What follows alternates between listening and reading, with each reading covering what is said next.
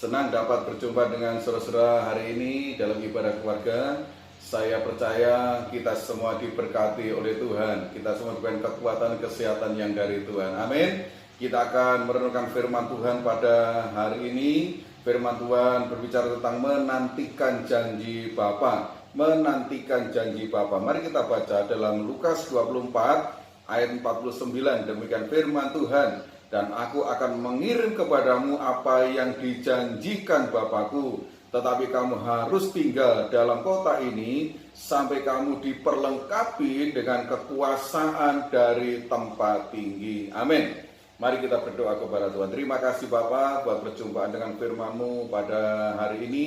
Perlengkapi kami dengan kebenaran Tuhan untuk kami mengerti maksud dan rencana Tuhan dalam setiap kehidupan kami. Kami terima firman-Mu dalam nama Tuhan Yesus kami berdoa, haleluya, amin.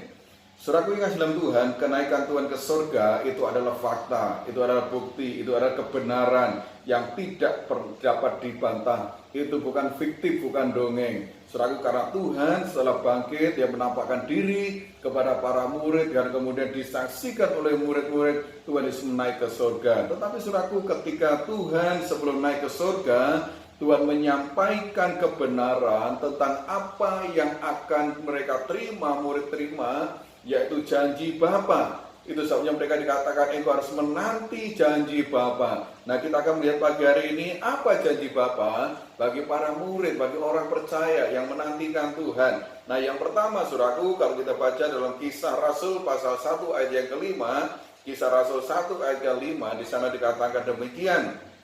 Sebab Yohanes membaptis dengan air, tetapi tidak lama lagi kamu akan dibaptis dengan Roh Kudus. Saudaraku dalam Tuhan, dalam perjanjian lama kalau kita melihat cara kerja kuasa Roh Kudus menyertai orang-orang tertentu untuk waktu-waktu yang tertentu saja. Roh Kudus tidak tinggal tetap dalam hidup orang-orang yang dipakai oleh Tuhan waktu itu. Sebagai contoh dalam 1 Samuel pasal yang 16 dan 14 tentang Raja Saul, maka di sana dikatakan Roh Tuhan undur daripada Saul. Roh Tuhan undur daripada Saul. Artinya Roh Kudus tidak menyertai lagi Saul. Nah, saudaraku, tetapi kalau kita melihat dalam perjanjian lama, Tuhan mengatakan Roh Kudus berdiam dalam diri, dalam hati orang percaya untuk selama-lamanya.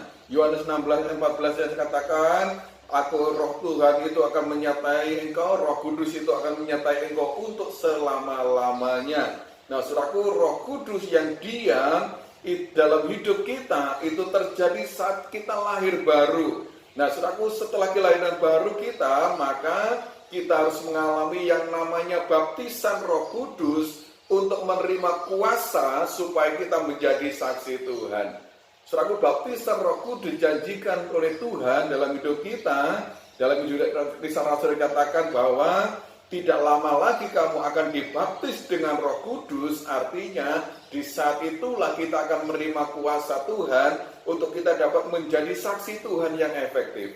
Nah, saudaraku, itu sangat penting bagi kita orang percaya, anak-anak Tuhan, menerima baptisan Roh Kudus karena ini dijanjikan oleh Bapa. Kita rindukan, maka kita akan terima. Amin. Yang kedua, saudaraku, apa janji Bapa? Kalau kita baca dalam Lukas 24 dan 49, di sana dikatakan, dan aku akan mengirim kepadamu apa yang dijanjikan Bapakku, tetapi kamu harus tinggal di dalam kota ini sampai kamu diperlengkapi dengan kekuasaan dari tempat tinggi. Yang kedua janji Bapa adalah bahwa Tuhan Bapa akan memperlengkapi kita dengan kuasa.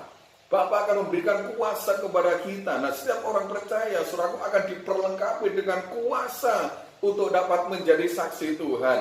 Nah, saudaraku, kalau kita baca dalam Kisah Rasul 1 ayat 8, di sana dikatakan, tetapi kamu akan menerima kuasa kalau Roh Kudus turun ke atas kamu, dan kamu akan menjadi saksiku, ya, di Yerusalem, di seluruh Yudea dan Samaria dan sampai ke ujung bumi. Saudaraku, untuk kita dapat menjadi saksi Tuhan yang efektif, maka kita harus menerima kuasa yang dari Tuhan. Nah, kuasa dalam bahasa Yunani disebut kata dunamis, yang artinya adalah kekuatan, kemampuan untuk melakukan mujizat, bahkan kemampuan untuk menggerakkan sebagai sumber dari sebuah kekuatan.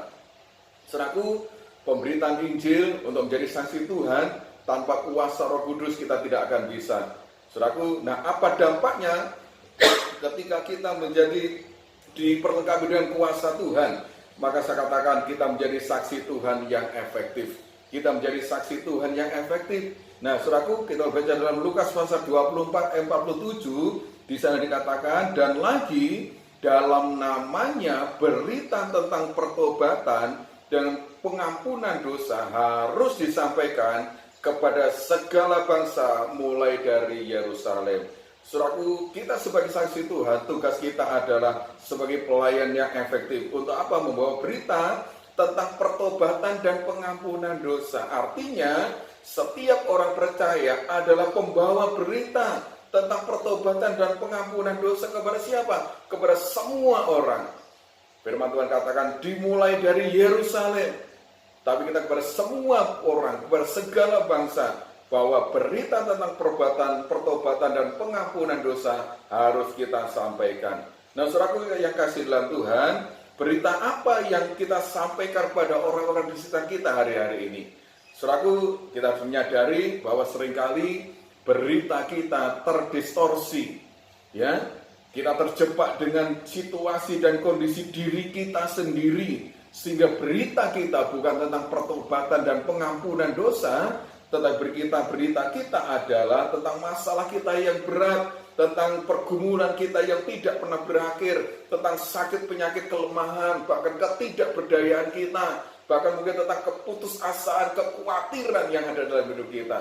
Saudaraku, kita salah dalam menyampaikan berita kita, karena bukan tentang apa yang membawa keselamatan, tetapi tentang diri kita. Atau mungkin juga kita bisa membawa berita tentang yang namanya ketenaran, keberhasilan, kesuksesan. Saudaraku, kita tentang promosi jabatan yang kita terima, tentang pelayanan yang berhasil, tentang anak-anak kita yang sukses. Saudaraku, tidak akan mengacu kepada kesombongan diri kita sendiri. Saudaraku, kalau yang demikian ini kita bawa, maka bukan berita yang membawa keselamatan yang kita sampaikan. Kita menjadi pelayan Tuhan yang tidak efektif di bagi Tuhan.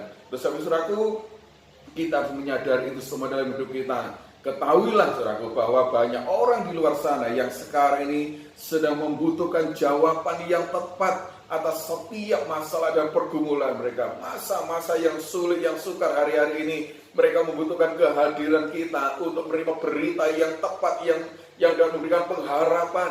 Saudaraku, dan itu ada dalam hidup kita. Ini membutuhkan keberanian, membutuhkan kemampuan kita, membutuhkan penyerahan diri kita kepada kehendak Tuhan secara total. Kita perlu pemahaman yang jelas tentang apa panggilan Tuhan atas hidup kita. Kalau kita menyadari itu, kita menjadi adalah murid Tuhan, kita anak-anak Tuhan yang dipanggil untuk menjadi saksi Tuhan. Mari sampaikan berita tentang pertobatan dan pengampunan dosa. Di sana ada karunia Allah yang menyertai dalam setiap apa yang kita sampaikan. Terima kasih saudaraku yang kasih dalam Tuhan. Bagaimana caranya untuk kita terima kuasa itu? Saudaraku, bagaimana caranya kita supaya kita menerima kuasa yang dari Tuhan untuk menjadi pelayan yang efektif? Kalau kita baca dalam Yoel pasal 8, di sana dikatakan, kemudian daripada itu aku akan terjadi bahwa aku akan mencurahkan rohku ke atas semua manusia. Maka anak-anakmu laki-laki dan perempuan akan bernubuat, orang-orangmu yang tua akan mendapat mimpi, teruna-terunamu akan mendapat penglihatan-penglihatan, juga ke atas hamba-hambamu laki-laki dan perempuan akan kucurahkan rohku pada hari-hari itu. Saudaraku, hari inilah caranya kita untuk dipersiapkan Tuhan menjadi pelayan Tuhan yang efektif. Kita menerima pencurahan Roh Kudus, kita menerima kuasa yang dari Tuhan. Nubuat Yoel ini digenapi pada hari-hari ini menjelang Tuhan Yesus datang yang kedua kali. Tuhan akan mencurahkan rohnya dengan berlipat kali ganda, dengan melimpah bagi setiap orang yang percaya, bagi orang yang mau dipakai oleh Tuhan menjadi saksi Tuhan untuk membawa berita tentang pertobatan dan pengampunan dosa. Saudaraku, biarkanlah hidup kita dipimpin oleh Roh Kudus sehingga kita dapat menjadi saksi Tuhan yang efektif. Mari kita sediakan hati kita supaya hidup kita dipakai oleh Tuhan untuk menjadi hamba-hamba Tuhan, menjadi pelayan-pelayan Tuhan, menjadi murid Tuhan yang membawa berita tentang pertobatan dan pengampunan dosa. Kita menyampaikan kasih karunia Tuhan yang melimpah bagi banyak orang yang mereka diselamatkan oleh Tuhan. Amin. Nah, firman Tuhan pada hari ini, Tuhan memberkati kita semua. Mari kita berdoa. Terima kasih Tuhan buat kebenaran-Mu pada hari ini. Kami percaya kami semua diberkati oleh Tuhan. Roh Kudus menerangkan firman-Mu menjadi kekuatan tuntunan dalam hidup kami. Jadikan kami murid Tuhan yang efektif untuk kami menjadi hamba Tuhan, menjadi pelayan-pelayan Tuhan, menjadi jemaat Tuhan yang Engkau pakai sebagai alat Tuhan untuk menyampaikan berita tentang pertobatan dan pengampunan dosa. Perlengkapi kami, baptis kami dengan Roh Kudus, penuhi kami dan perlengkapi dengan kuasa Tuhan, sepelayanan kami menjadi pelayanan yang memberkati banyak orang. Terima kasih Bapak, terima kasih Tuhan. Terima berkati seluruh jemaat Tuhan dalam keluarga-keluarga mereka, Tuhan memberkati. Terima kasih Bapak, terima kasih. Mari angkat tangan, terimalah berkat Tuhan. Tuhan memberkati engkau dan melindungi engkau. Tuhan menyinari engkau dengan wajahnya dan memberi engkau kasih karunia. Tuhan menghadapkan wajahnya kepadamu dan memberi engkau kasih karunia. Terimalah berkat Tuhan. Biarlah damai sejahtera, sukacita, anugerah yang daripada Allah Bapa, cinta kasih Tuhan Yesus dalam persekutuan Roh Kudus akan tetap mengikat kita dan menyatukan kita mulai sekarang ini sampai Maranatha, Tuhan datang yang kedua kali.